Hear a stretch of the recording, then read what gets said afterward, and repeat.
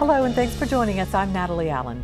A few years ago, the Canadian Broadcasting Company took a poll to name the greatest Canadians in history. David Suzuki came in 5th, and he was the only one of the top 5 still alive. The 71-year-old scientist is that well loved by his fellow citizens. But he's far from finished with his life's work. I went to Vancouver, British Columbia to meet the man who's been ahead of the environmental movement for decades. Let's talk about how you began as an environmentalist. Who or what inspired you to become an environmentalist? Well, I don't like using the word environmentalist. That's kind of, it puts a little peg on it. But I've certainly cared about nature, and it started as a child. I think we've forgotten the most fundamental lesson, and that is, however sophisticated we may think we are, we're still animals. And as animals, if we don't have clean air, clean water, clean soil, gives us our food, clean energy that comes from the sun, we're hooped.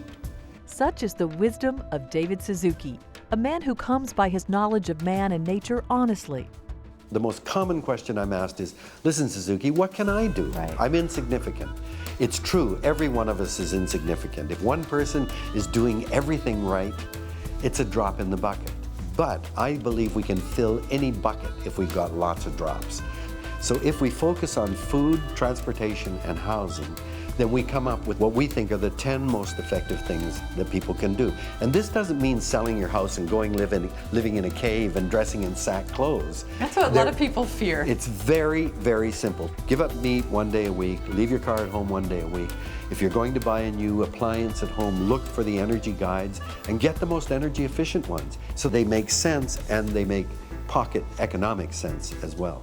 You talked about thinking Canadians want change, but Canada ranks 29 out of 30 developed countries for environmental performance. How can that be? You know how to hurt a guy, don't you? How can that be? It is a remarkable disconnect. The average Canadian thinks of Canada as an environmental good guy. We always have felt we are a green country. Right. We value nature, and yet we're totally delinquent as a country.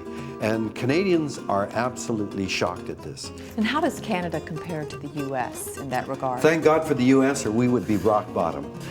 That Suzuki's sense of humor is not to be discounted, just one of his gifts, along with the scientist's sense of clarity and a deep conviction about where we've gone wrong. You've got 2 cars in your garage. Will you be happy with 4? What does it take? The average size of a house is increasing by 500 square feet every 20 years, and yet the average number of people living in the house is dropping steadily. How much is enough?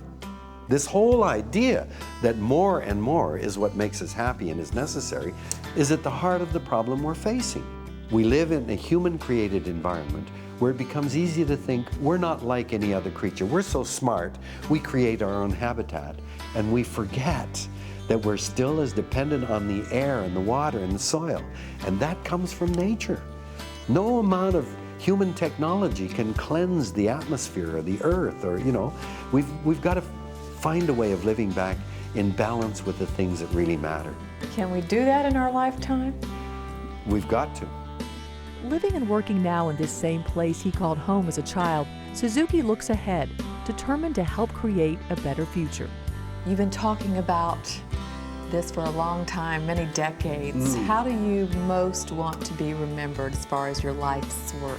Well, I hope that my grandchildren will be able to say, Grandpa did the best he could. I have no illusions that I'm going to save the world.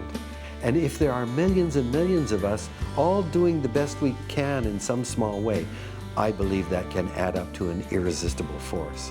So I would hope in 20 years people will look back and say, oh yeah, Suzuki, he was part of that huge movement that happened. What a wonderful thing.